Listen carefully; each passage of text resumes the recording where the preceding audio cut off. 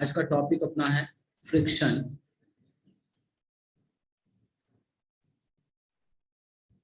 ठीक है,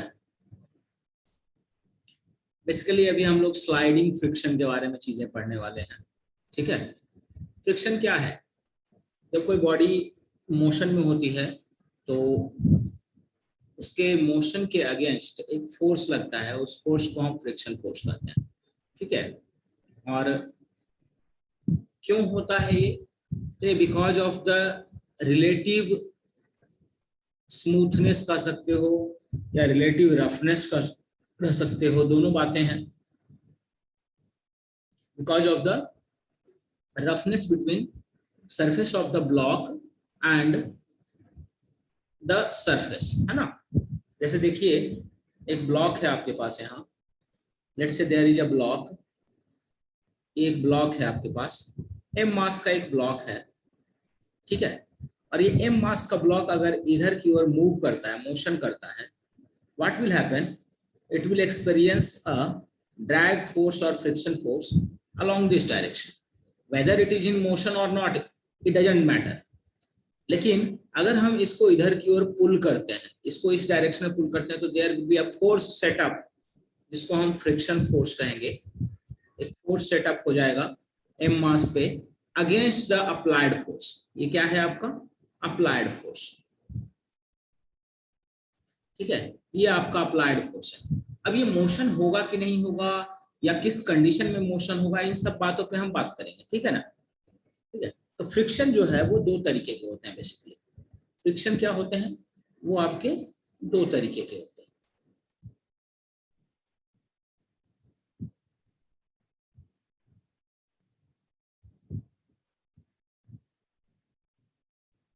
एक तो होता है आपका स्टैटिक फ्रिक्शन, और दूसरा होता है आपका kinetic friction. Static friction, kinetic friction. Static friction का मतलब ये होता है, it acts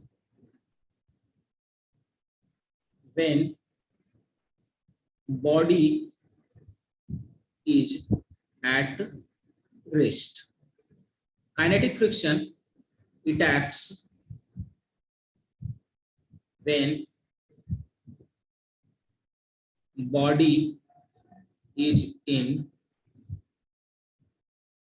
motion. Kinetic friction तब लगता है जब बॉडी मोशन में होती है। स्टैटिक फ्रिक्शन तब लगती है जब बॉडी जो होता है, जब बॉडी है जो रेस्ट पर है। It acts when body is at rest. और इसकी वैल्यू क्या होती है? जो आपका स्टैटिक फ्रिक्शन होता है that is directly proportional to normal, और यहाँ पर स्टैटिक फ्रिक्शन की जो वैल्यू आ जाएगी वो आ जाएगी mu S into N. Static friction की जो वैल्यू आ जाएगी and that will be mu S into. और म्यू एस क्या रहेगा? Coefficient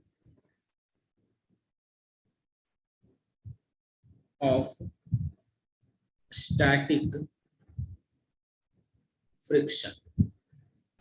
and what is the normal? Normal force. और एफ एस क्या है? एफ एस क्या है? Limiting value of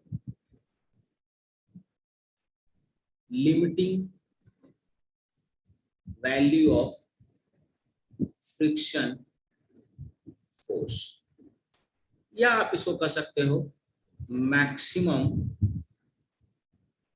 value of static friction force. Maximum value of static friction force, इसको limiting value of friction force भी बोलते हैं, या maximum value of static friction भी बोलते हैं। और काइनेटिक क्या होता है आपका? F K is also directly proportional to N, and F K will be equal to mu K into N.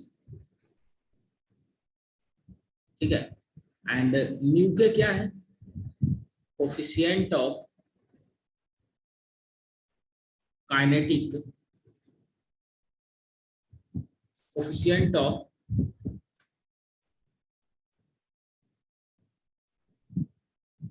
Kinetic friction and N क्या है आपका,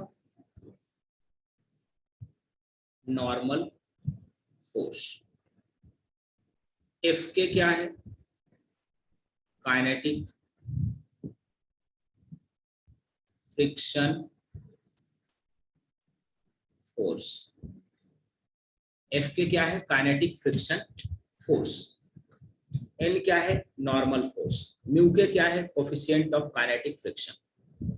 ठीक है, इस बात को समझने में कोई दिक्कत आ रही है तो आप बता सकते हैं। देखिए कोई ब्लॉक अगर यहाँ रखा हुआ है, अगर कोई ब्लॉक है तो इसका नीचे इधर की ओर mg फोर्स लग रहा है और ये नॉर्मल रिएक्शन इसका हो जाएगा, इसी नॉर्मल रिएक्शन mg। अगर आप यहाँ F अप्लाइड है और यहाँ पर क्या है, फोर्स है जिसको हम फ्रिक्शन बोलते हैं।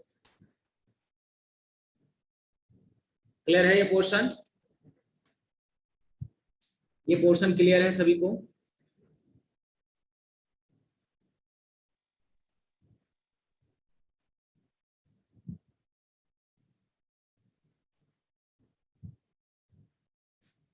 कुछ पूछना है इसमें बच्चों, आप बताइए।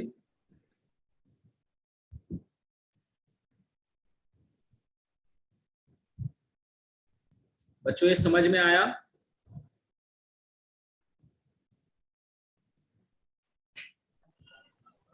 यस सर, आ गया समझ में। आयुष, सनोज, यस सर, आ गया। लिख लिया सभी ने? नो सर, लिख नो लिया। सर।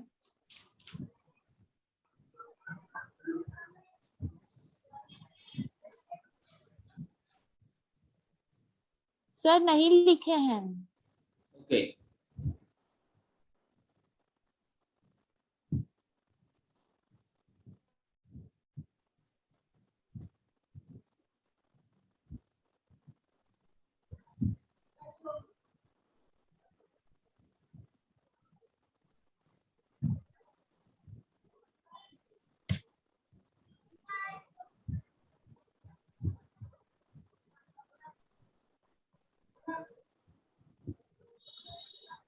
लिख लिए सर। ठीक है।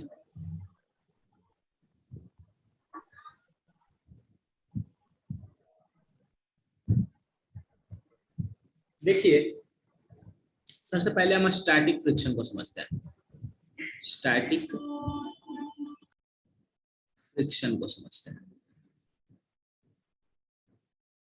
स्टैटिक फ्रिक्शन कब लगता है? When body is at rest, कोई मोशन नहीं है बॉडी के पास। अब इसी को समझिएगा, अगर एक m मास की बॉडी है आपके पास, एक m मास की बॉडी है, ठीक है, इसका और म्यू s है यहाँ पर, म्यू के। म्यू s क्या है? Coefficient of static friction. और म्यू के क्या है? Coefficient of kinetic friction.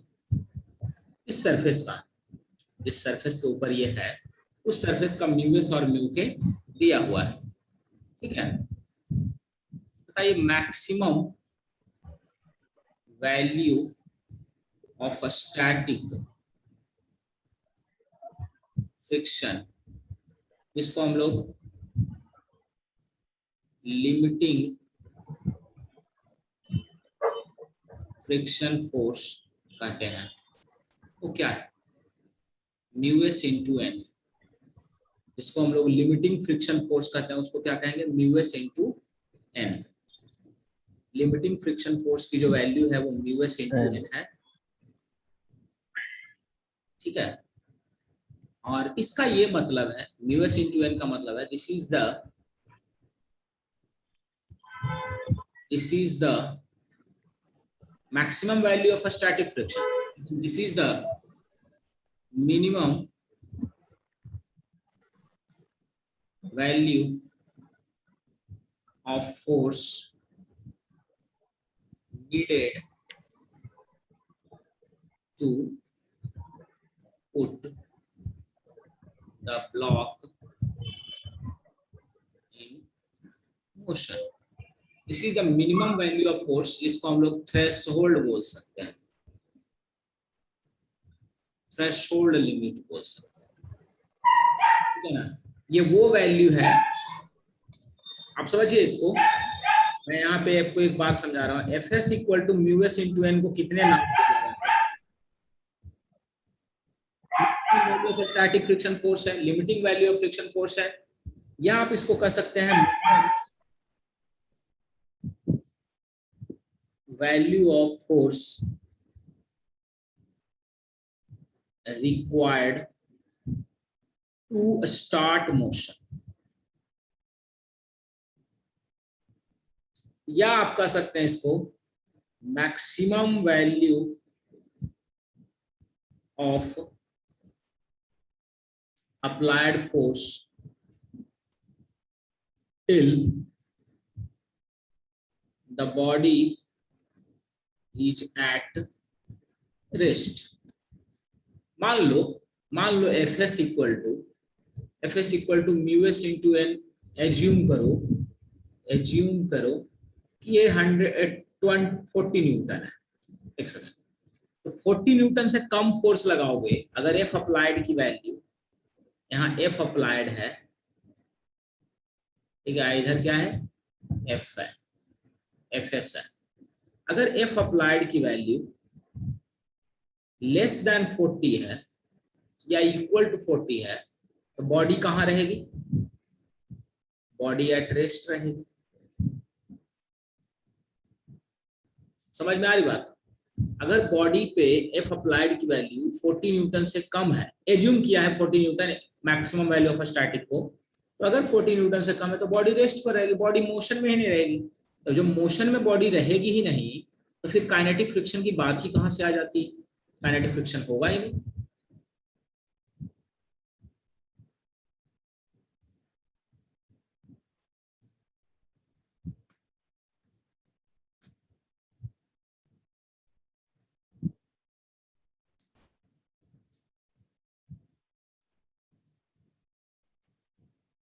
लिखिए इसको, जहां समझ नहीं आया पूछिएगा।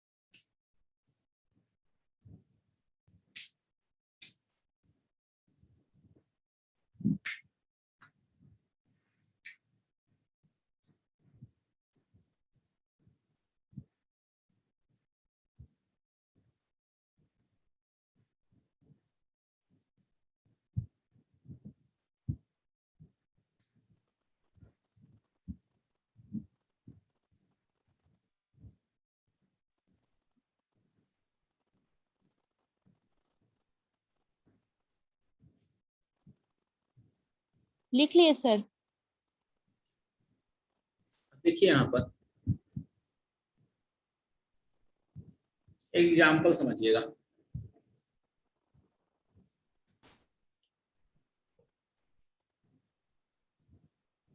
मान लीजिए ये 20 kg बॉडी है और म्यू एस आपका 0.5 है और म्यू के आपका 0.4 है।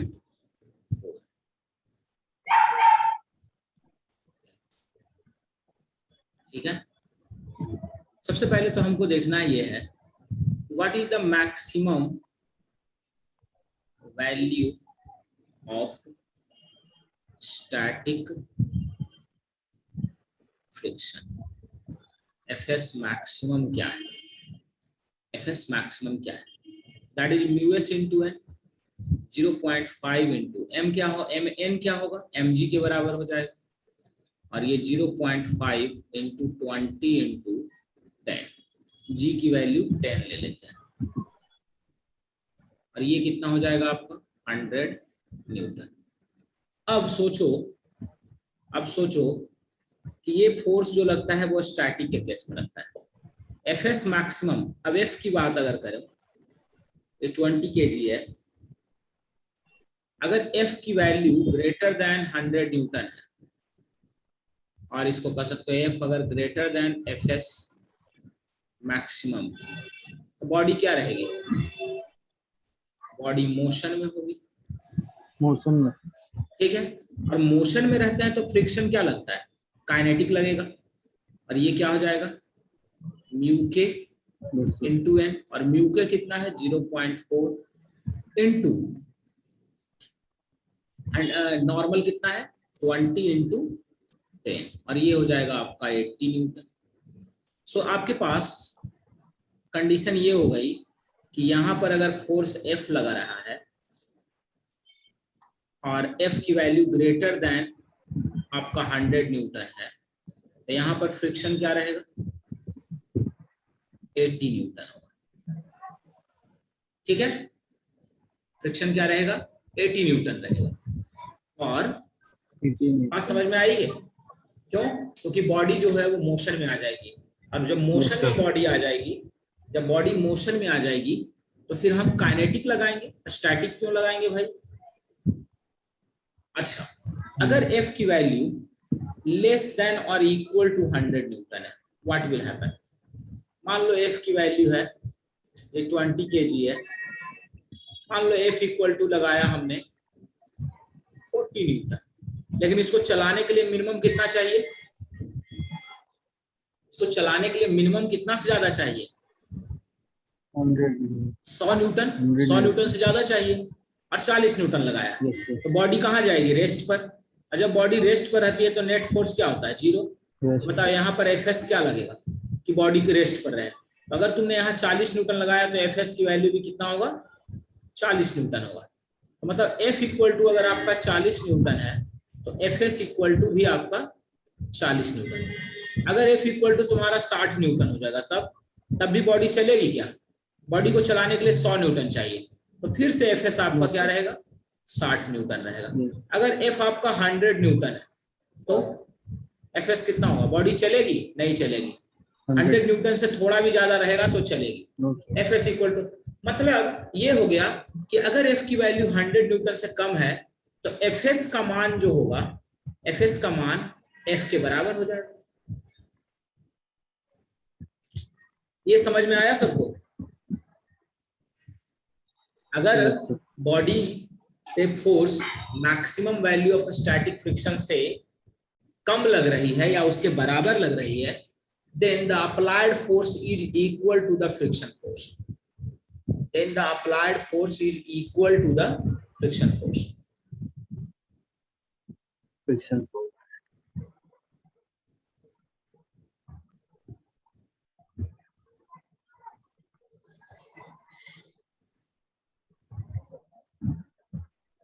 नहीं समझ में आया, आया सर। लिख लो,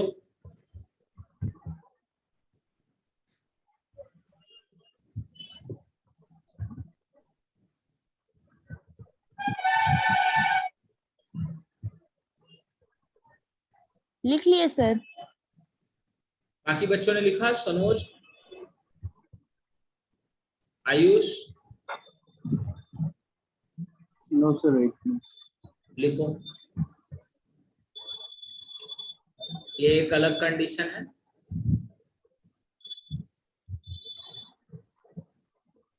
और ये एक अलग कंडीशन,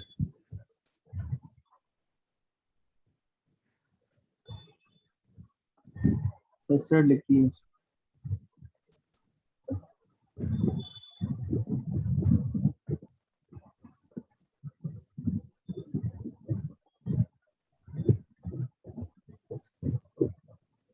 अच्छा देखो,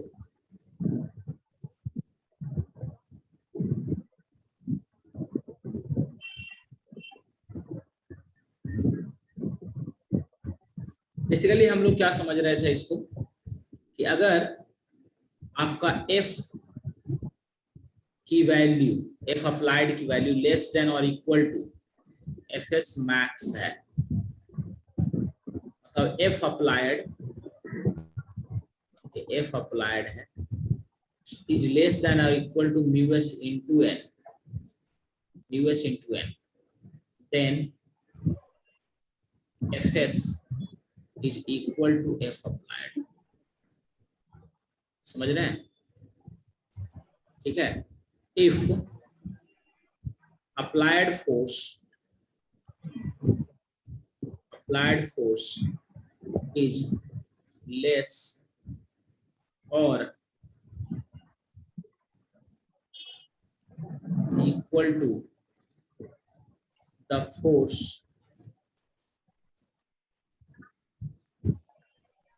applied if applied force is less or equal to the force applied on block, then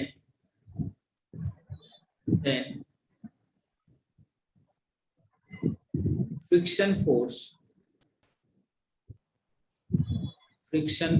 sir ऊपर से सेकंड में F applied is less equals to क्या है? Fs मैक्सिमम मतलब सेकंड में mu s into n, मतलब ये हुआ F applied is less than or equal to mu s into n. This is the block, this is F applied, और यहाँ पर Fs मैक्सिमम क्या लगेगा? That is mu s into n. Yes, Friction force is equal to the applied force. अगर आपका applied force की value less than or equal to force applied on the block है, then friction force is equal to the applied force. Friction force की जो value है वो applied force के बराबर होगी, ठीक है? मतलब अगर Fs मैक्सिमम आपका 100 न्यूटन है, तो आप समझिए कि अगर आपने F अप्लाइड लगाया है 60 न्यूटन, तो Fs की वैल्यू आपको 60 न्यूटन हो जाएगी, क्योंकि बॉडी रेस्ट पर होगी, रेस्ट कंडीशन है। F अप्लाइड की वैल्यू अगर आपने लगाया है 90 न्यूटन, तो Fs की वैल्यू आपको 90 न्यूटन होगी, रेस्ट कंडीशन। यही आपको बता रहा हूं। और दूसरी बात ये थी कि if F applied is greater than Fs maximum, मतलब F applied is greater than or equal to mu s into n, then kinetic friction is mu k into n, ठीक है? यहाँ पर क्या है बच्चों? यहाँ पर क्या है आपका Fk is 0, यहाँ क्या हो जाएगा आपका Fs is 0, ठीक है? Body in motion, simple. तो Fk की वैल्यू हो जाएगी आपको म्यू के mg।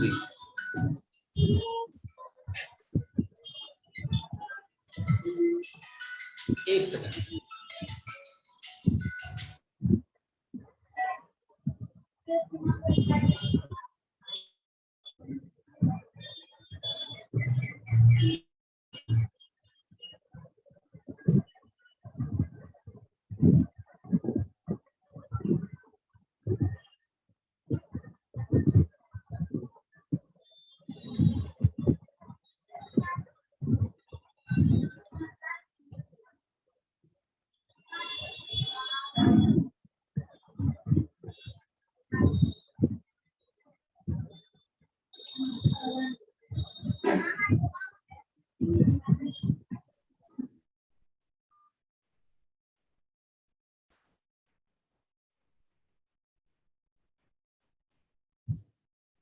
चलिए लिखिए इसको बच्चे।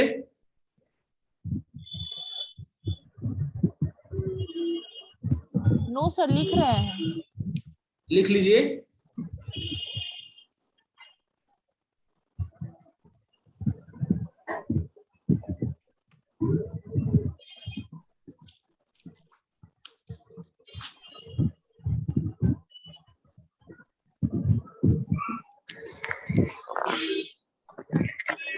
Yes, sir. Complete.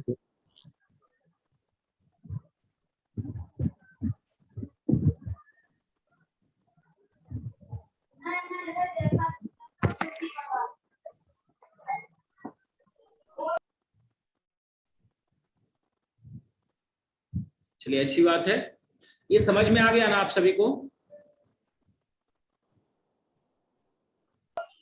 Yes sir. Yes, sir.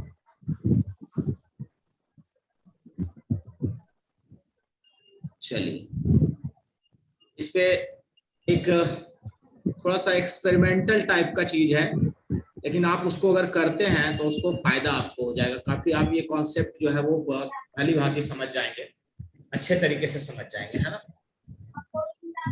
देखिएगा,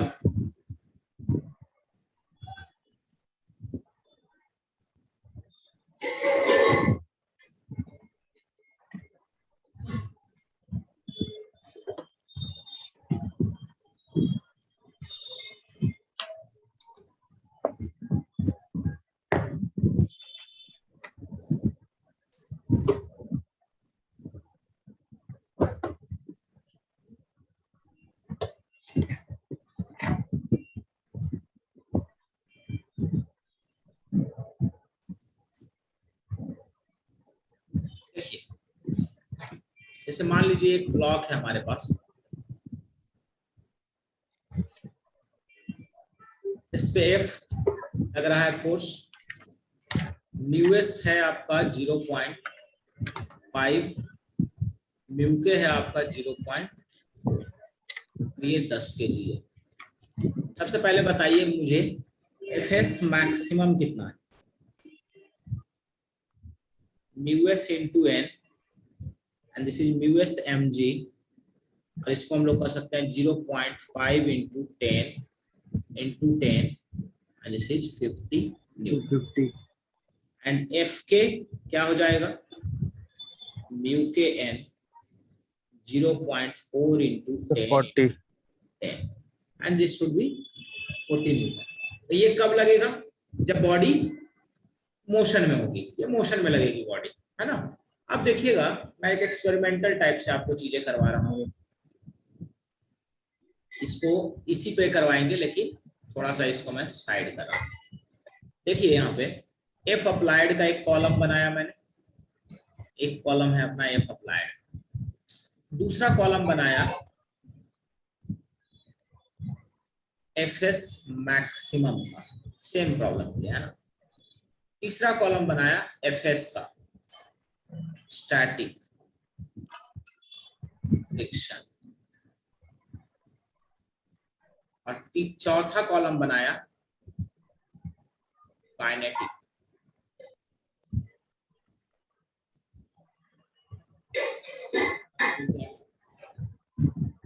एक्सेलरेशन, ठीक है। अब देखिए मैं यहां से फोर्स लगाना शुरू करता हूं। मान लो मैंने यहां से लगाया 20 न्यूटन फोर्स, एफ अप्लाइड ये है ना, 20 newton force. What is the minimum value of force required to start motion? 50 newton. F S maximum कितना होना चाहिए? 50 न्यूटन। तो क्या बॉडी चलेगी? बॉडी नहीं चलेगी, तो इसको क्या करेंगे? रेस्ट। लेकिन एफ एस क्या लगेगा? जब भी एफ अप्लाइड की वैल्यू जब भी लेस देन और equal to F S maximum रहा है, एफ एस क्या रहा है? एफ अप्लाइड के बराबर रहा है, बस 20 न्यूटन होगा, बॉडी रेस्ट पर है। मुझे बताइए यहाँ 40 न्यूटन लगाया, क्या हो जाएगा? ये 50 न्यूटन रहेगा, यहाँ 40 न्यूटन हो जाएगा, ये 0 रेस्ट। 50 न्यूटन लगाया, 50 न्यूटन अभी बराबर है 0 रेस्ट। अच्छा, अगर मैंने 51 न्यूटन लगाया तो क्या होगा?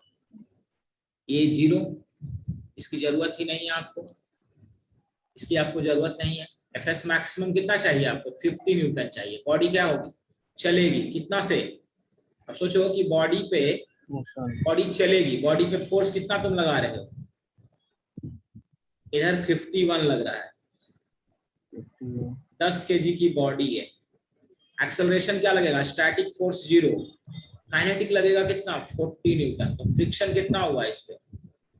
40 न्यूटन। एक्सेलरेशन बताओ कितना होगा? 51 माइनस 40 बटा 10, और इसका एक्सेलरेशन जो हो जाएगा वो 1.1 मीटर पर सेकंड। 1.1 मीटर पर सेकंड स्क्वायर। क्या ये समझ में आया?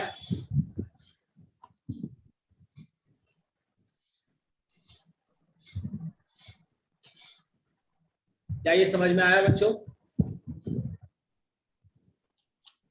सर समझ में तो आ गया बट उतना क्लियर नहीं है।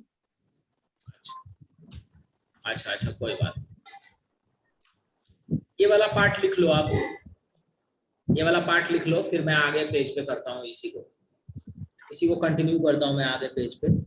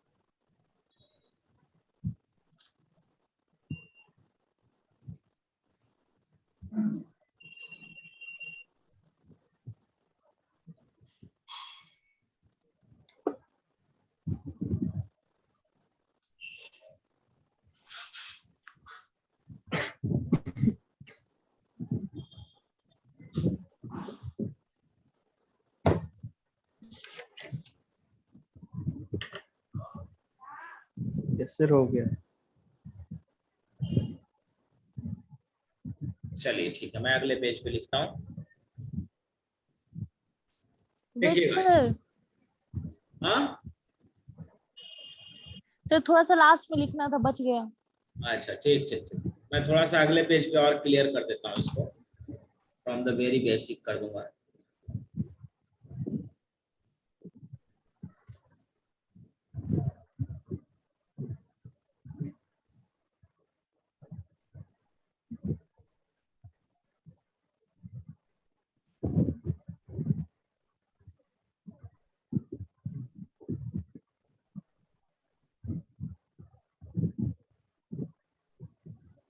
हो गया सर।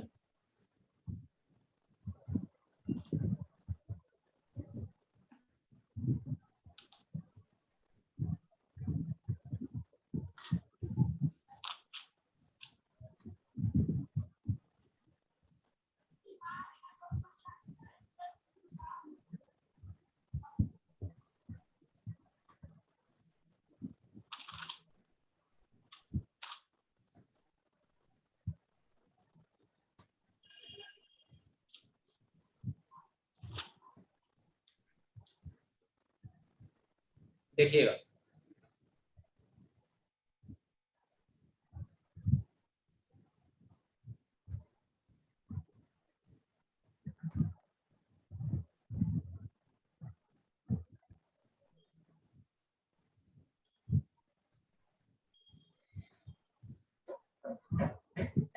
देखिएगा यहाँ पे एफ अप्लाइड है, ये एफ एस मैक्सिमम है, ये एफ एस है, ये एफ के है, और ये acceleration. From the very beginning करते हैं, फर्स्ट से करते हैं, ठीक है। चलिए मान लिया कि मैंने 30 न्यूटन फोर्स लगाया, पहले वाला ही प्रॉब्लम है। एफ एस मैक्सिमम कितना है? 50 न्यूटन। बॉडी क्या रहेगी? रेस्ट पर रहेगी, एक्सेलरेशन क्या हो जाएगा 0। एफएस क्या लगेगा, जब बॉडी अप्लाइड फोर्स जो है एफएस मैक्स से कम होती है तो जो अप्लाइड फोर्स है वही रह जाता है आपका, ये क्या हो जाएगा 0। ये पार्ट समझ में आया? Yes sir. ये पार्ट समझ में आया बच्चों? Yes sir.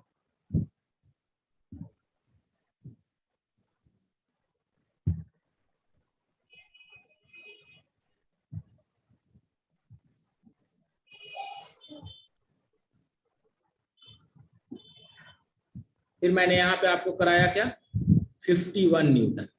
जैसे 51 न्यूटन लगाया, एफएस मैक्स की वैल्यू कितनी थी 50, इससे ज्यादा हो गई, ये 0 हो जाएगा। ये क्या लगेगा आपको 40 न्यूटन। बॉडी मोशन में है, मोशन में हो गया तो एक्सेलरेशन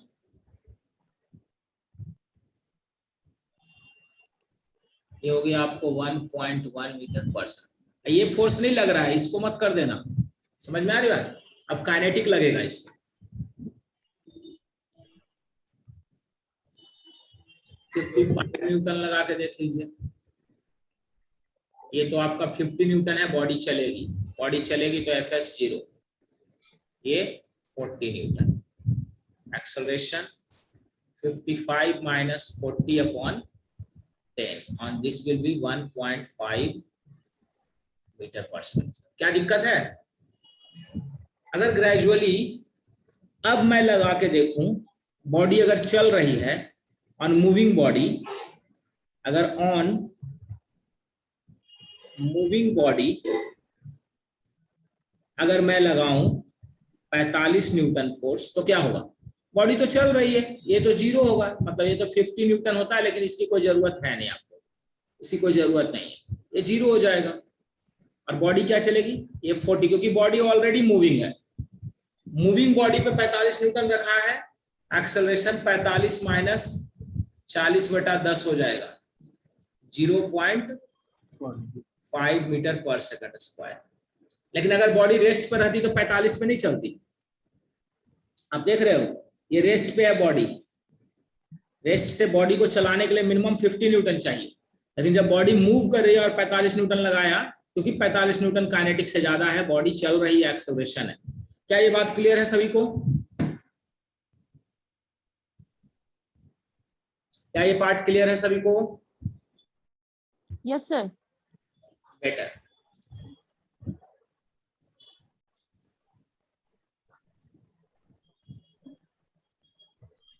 अब इसको क्लियर हो गया तो ये इसका मतलब आप समझ ही गए। इसका मैं ग्राफ आगे पेज पे प्लॉट कर देता हूं, और next page I will plot the graph.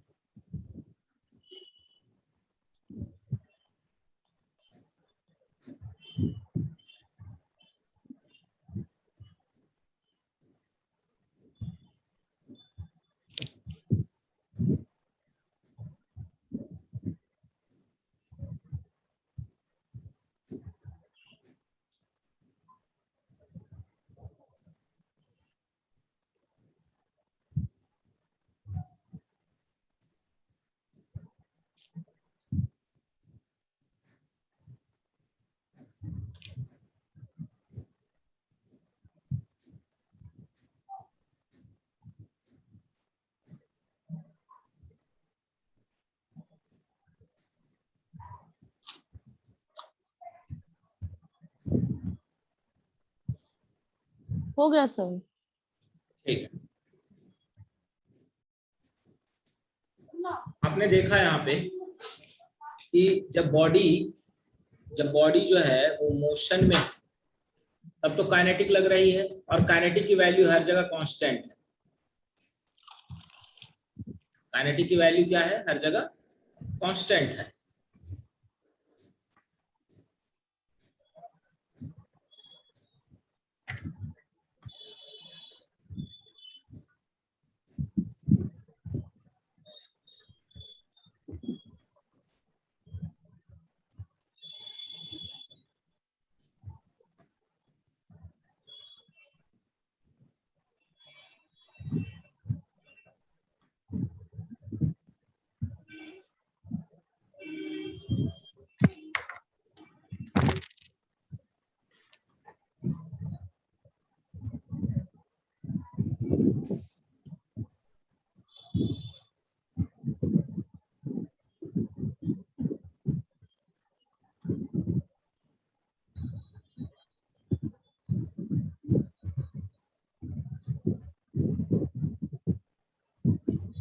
देखिए इस ग्राफ को मैं बता रहा हूँ, समझाऊंगा आपको।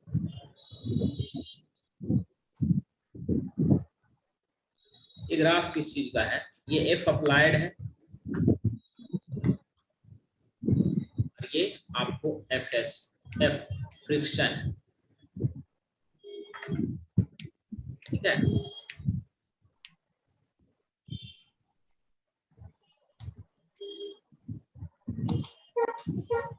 ये जो है आपका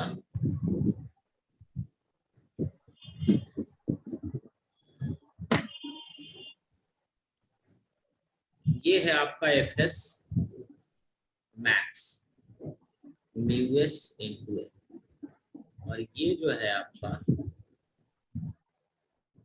ये है आपका एफ के, ठीक है। ये आपका एफ के है, इसी म्यू के इंटू एन, और ये एफ एस मैक्स है। और ये आप 45 डिग्री एंगल रखेंगे, और ये क्या है आपको, ये फोर्स की जो वैल्यू है एफ अप्लाइड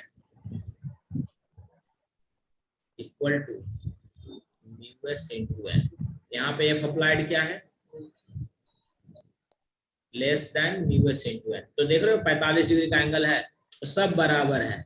अगर ये 10 न्यूटन है तो ये भी 10 न्यूटन है, ये भी 10 न्यूटन है, ठीक है। और ये एफ अप्लाइड क्या है, greater than mu S into N है, इसीलिए यहाँ पे काइनेटिक फ्रिक्शन हो गई, मोशन कांस्टेंट हो गया। समझ में आया? समझ में आ गया? Yes sir. सेकंड है ना, एक सेकंड, थोड़ा सा इसको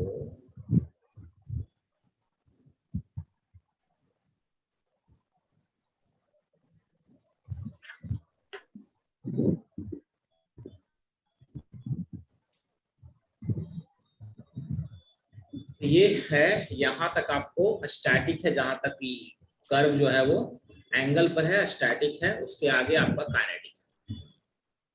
समझ गए बच्चों? सर सर हाँ बोलिए। सर एफ के पास डबल लाइन है या फिर एक लाइन रॉन्ग है? एक लाइन कम है, एक लाइन रॉन्ग है सर। तो समझ नहीं आया आपका, क्या लाइन कम है?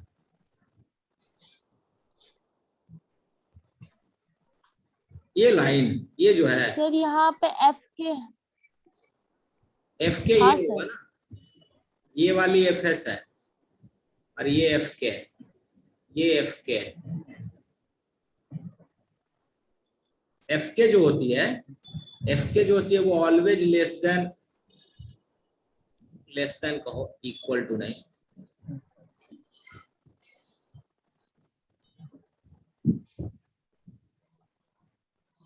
ये एफ एस होती है,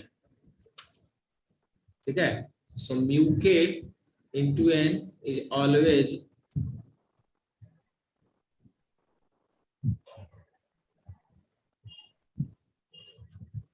less than mu S N. So mu k is always less than mu s.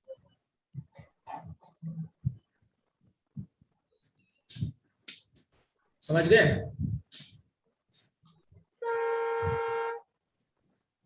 Yes sir. ठीक है, this was the whole theory portion. Tomorrow मैं न्यूमेरिकल इसके करवाऊंगा सारा, एक बार इसको पूरा अच्छे से पढ़ के आना, ठीक है। Yes, sir.